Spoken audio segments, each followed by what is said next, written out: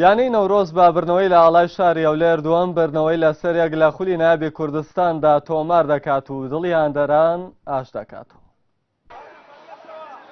یانەی نەورۆز دووەم سەرکەوتنی لەسەر یەک لە خولی نایابییانەکانی کوردستان بەدەستهێنا. ئەمەش دوای بردنەوەی لە یانەی ئاڵا و دوو پلەش سەرکەوت بۆ ڕیزی پێشەوە یارەکان و جێگاکەشی لە ڕیزبەندی کۆتایی جێهێش بۆ یانەی ئاڵا. لەم یانەی یاریەکی هەفتەی دێمی خولی نایابییانەکانی کوردستان یانەی نەورۆز دوای یەکەم بردنەوەی هەفتەی پێشوو لە خولەکەدا بەرامبەر یانەی هەڵۆ یاریگای زانکۆی سلێمانی میواندارە یانەی ئاڵای شاری هەولێری کرد. یاریەکە لە کەشێکی باراناویدا بەڕێوە چوو کە کاریگەری هەبوو لەسەر ئاستی بەهێزی یاریەکە، بەڵام تەڕی یاریگا و بارانباری نەبووە ڕێگر لە بەردەم هێرشەکانی یانی خاوەن یاریگا، بەڵام بەهۆی پەلەکردنیانەوە سوودیان لە هێرشەکان نەبینی و جێمی یەکەمیش بەبێ گۆڵ کۆتایی هات. جێمی دووەم هەرچەندە یانەی میوان چەند جارێک چووە سەر گۆڵی یانەی نەورۆز، بەڵام گۆڵچی نەورۆز ڕێگر بوو لە سەرجەم هێرشەکاندا. لە بەرامبەریشدا هێرشەکانی یانەی نەورۆز زیاتر بوو بۆ سەر گۆڵی یانەی ئاڵا، بەڵام لەم جێمەدا سەرکەوتوو بوون لە هێرشەکان کاتێک بە دوو گۆڵی یاری زانان کۆسار جەمال و بەهادین بەکر کە لە خولەکەکانی 66 و 68دا تۆماریان کرد. یانەکەیان لە سێ خاڵی یاریەکە دڵنیا کردەوە و لە کۆتاییشدا یاریەکە بە هەمان ئەنجامی گێمی دووەم بە دوو گۆڵی بێ بەرامبەر لە بەرژەوەندی یانی نەورۆز کۆتایی هات.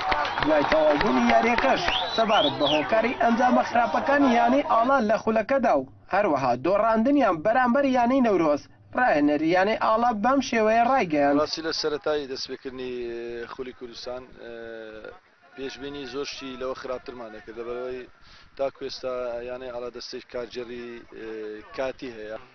ئەگەر تەمەشای ئەگەر مقارنە خۆمان بە مقارنە بکەم بە یانەی نەورۆز دەتوانم بڵێم ئەگەر ئەو یاریزانە دەرنەکرا بواە لەوانێ ئاستەکە بەو شێوەیە نەدەبوو ئەنجامەکەی، بەڵام وەکو ئاز من ڕازیم لە یاریزانەکانی خۆمان لە لای خۆیەوە ڕزگار عەلی ڕاهێنەری نەورۆزیش هۆکاری دووەم بردنەوەی لەسەر یەکی تیپەکەی بۆ دەستگاکانی ڕاگەیاندن ئاشکرا دەکات.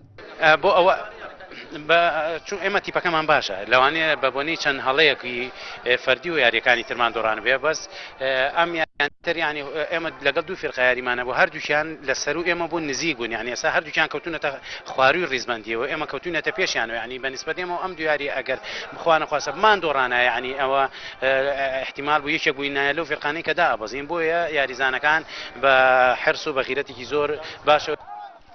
بۆ بردنەوەی یانەی نەورۆز چووە پلەی دوانزەیەمی ڕیزبەندی بە کۆکردنەوەی 9 خاڵ و یانەی ئاڵا چووە ڕیزبەندی کۆتایی خولەکە بە 7 خاڵ.